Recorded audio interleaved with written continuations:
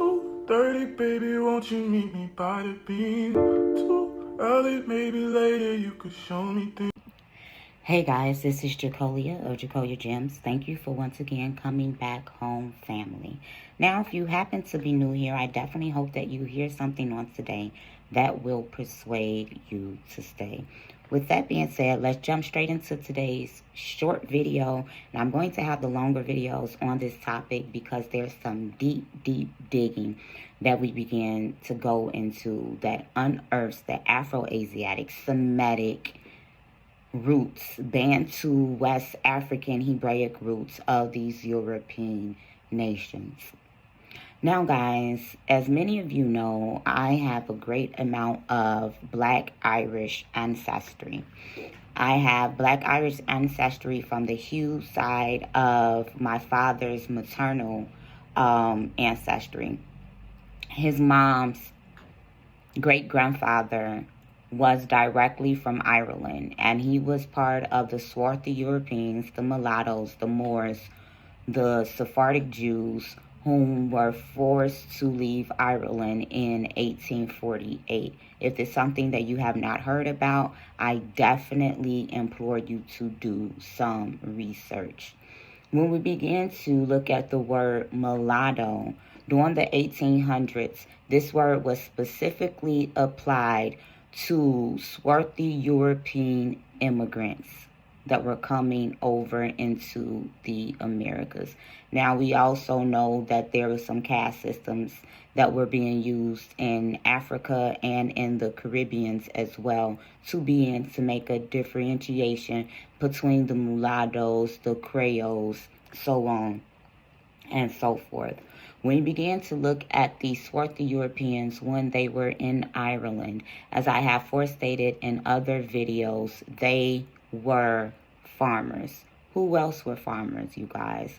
When we began to look over into the Caribbeans, where my other Black Irish ancestors went into Montserrat throughout this time as well, when Cornwall began to kick them out. And so that's where I have my West Indian ancestry from the Black Irish side as well. So when we even take a look into the fact that on the Titanic, these were Black Irish people coming over into the Americas, and they were fleeing religious persecution. They were fleeing being persecuted and a great genocide, a great Holocaust that they began to label the potato famine. But the Irish people know exactly what happened. Great Britain, of course, came in to subjugate them and to take their farmland. So when they began to flee here into the Americas in 1848, as my grandfather began to do and became naturalized as a citizen, he was allowed, and his parents were allowed, to continue to be farmers in Mississippi. And this is because they went among some more of my ancestors, Choctaw Native Americans, and then there were some Iberian Jews, literally from Spain, that was already living amongst the Choctaw Native Americans. We have to begin to realize that when we look into history and they talk about Europeans, or they talk about Irish and British and Dutch and Spanish and so on and so forth, these are really Black people that were coming over from these different lands. Every Black person that came over here were not slaves. Every Black person that came over here did not come directly from Africa. Yes, generations before then, we can say that. We also have to be aware of the fact that my Choctaw Native American ancestors, some of them were sold into slavery as well. We need to be aware of the fact that these swarthy Europeans and these Choctaw Native Americans also were slave owners. Why? Because indentured servitude is a Hebraic marker that we see it playing out in the Old Testament. When you begin to study history and study the Hebraic tribes of West Africa, study the Hebraic tribes in India, study the Hebraic tribes in the Caribbean, in the Americas, you will see indentured servitude. The problem began to come in is that when Gentiles and other nations began to subjugate and enslave us, and they took the task to fought. When we begin to remember that the Hughes side of my family, on their emblem, as I have stated before, they had a snake, which we know is represented by the tribe of Dan. Who was the tribe of Dan? Dan was the merchants. They were also the judges that we see amongst Deborah. We begin to see a priesthood amongst the Danites as well. When we begin to look at my Hughes emblem, it was also represented by a red hand, the 5 red hand. I have stated this before. And this red hand, it was rooted in Gaelic paganism. Guys, I have said before that the word Gaul literally means black. This red 5 hand is also seen in Native American practices when Native American women have been violated. This red hand goes to the tribe of Judah. And how does this all begin to make correlation? Well, when you begin to look at the oral history of the Irish, as well as a historian by the name of Camden, Camden, and there's more historians. And when I make this long video, I'm going to put some clips in from some linguists, from some archaeologists, from some white people, from some anthropologists on their studies on the Afro-Asiatic origins of Ireland. When we begin to look at the red hand of the tribe of Judah, this goes back into the story of Judah and Tamar. Tamar was Judah's daughter-in-law, and her husband died before giving her a seed. The law of the next of kin, which we see being practiced amongst Ruth and Naomi, when Ruth's husband died, and Naomi began to teach her as a woman how to position herself at the feet of Boaz. This is because he would have been the second to the next of kin to marry her. Because in Hebraic practices, if a man died before he gave his wife a seed, his brother, his cousin, who was the next in relation to him outside of his I can't really think of right now, but whoever was next in relation to him was to go into his wife to plant a seed so his seed line continued to live on, and that would still be considered his child. So when her husband died, Judah promised her, my next sons that are born, I will give to you so that you can have a child. Specifically a son. She waited and she waited and she waited, and he had sons. They became grown. He did not fulfill his promise. Tamar took it up on herself to play a harlot, and she became a veiled woman, a modest woman who he could not see and he could not discern, because in biblical principles, prostitution was frowned upon, but it was definitely biblical, and there was a price that prostitute had to be paid. You cannot just go around humbling the daughters of Zion without having some exchange. And that's something that y'all hate these days. I don't know. I don't have to deal with that. So Tamar slept with her father-in-law unbeknownst to him, and he did not have the money on him, so he left her his staff and his signet. She came up pregnant, and the people of the town got back to him and was like, did you hear that your daughter-in-law was out here playing the harlot? And he was going to put her to death, just like all of us whom had children. Although, we're going to say that because we're going to need to know the differences between what the Roman Catholic Church called marriage and what Hebrews called marriage. And so he was going to have her put to death, because who is your baby daddy? Where did this happen? Well, who is your husband? Because he laid with you and he created the seed. When did this happen? And she had to tell him, no, this is your baby. And she brought his signets unto him to prove this. And she was pregnant with twins. One twin was named Perez, and the other name was Zerah. And when twins were born, they would take the arm of the twin that was trying to come out first and wrap a red string around. So Zerah was seen as the red hand from the tribe of Judah. And you see Yari, or Y-A-R-Y.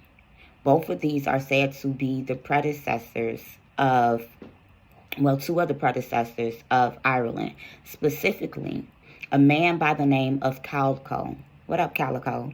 This man was from the tribe of Judah. He was named amongst Manasseh as well. It is stated by Camden and some other historians that he started off in Egypt, and he left Egypt and went into Spain. A young lady in my video began to say that she's Irish. And no, she's a Sephardic Jew. And she was taught that her people from Corona, Spain, are the same ones that created Ireland. This goes into their history. We have already stated that according to the Irish, they had a queen by the name of Scotta from Egypt. That's what they say. And until the 19th century, all of this Irish mythology or folklore was considered their actual history. Let's talk about it. We know that the Irish worshipped a god by the name of Danu, and this is seen Anu, tribe of Dan. They worshipped a god by the name of Lugus, Lugus. And this is the equivalent to Mercury, to Hermes, to Thoth, and to Anubis. He is seen with a shepherd's crook and an ankh, and we know that both of these symbols are Sumerian. The ankh, A-N-K-H, if you begin to separate that, we know that this is the life force. But when you begin to look into, y'all, I really, just wait until I do this longer video, because I'm writing some stuff out. When we look into the life representation, it's N-E-N-K-I, Enki. This is Sumerian in origin. Lugos is seen as the black god. This also goes back to Anu, Anpu, and these are the gods that weighs the heart and the scales. Now we know in astrology you see Libra being represented by the scale. The judges, the tribe of Dan, was represented by not only the serpent, but the scales. When we look at the judicial system, we should think of the tribe of Dan. This is also represented as the god of the black soil. There has always been a war between the god of the black soil and the god of the red soil in ancient Egypt mythos. And when we begin to look at the war between Jacob and Esau. Y'all, I'm going to come back later with some excerpts from this book called Black Gods. And in this book, it begins to go into the origins of the black gods, specifically from Europe.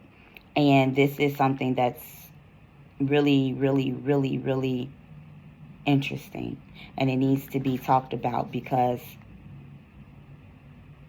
it's really undeniable. It's really, really undeniable. You know what? I'll read just a little bit right here since we were speaking of the Egyptians. It's important to know that the Liberians were the original ancient Moors. And we're going to go into that as well. Moor was literally a language isolate to describe whether it was Liberian, Berbers, and then when you begin to have the enslavement of the Jews, we became known as Moors as well. The Liberians and the Berbers came out of Abraham and Keturah. We also know that some began to put the son of Ham with Liberians as well, but these will be the Punic people. It said Herodotus was convinced that Hercules was truly a Tyrrhenian or a Negro god, Tyre and Zidon, who was also the god of the Egyptians, the Ethiopians, and the Liberians, as well as of ancient Babylon, of which empire Nimrod was the founder, though it passed into other hands in process of time. Nimrod is one of the world's greatest ruler. He's a Cushite. Cushites are also Afro-Asiatic people. We see that Omar, O-M-R-O, people, they are known to be as strange people. And this will bring in the correlation between some of the Ethiopian Jews and Jamaica, the Akan.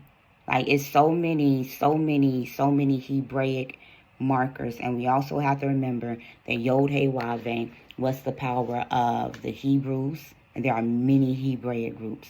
The Edomites, the Mennonites, the Ishmaelites. Like, we have to begin to realize that here's the power of the Assyrians and the Babylonians. And we have been widespread throughout all of this earth. And we are the progenitors throughout this untapped world. This is Jacolia of Jacolia Gems. I'll be back in a little bit. Food for thought. Quick edit. The ancient Libyans were seen to be the original Moors, not Liberians.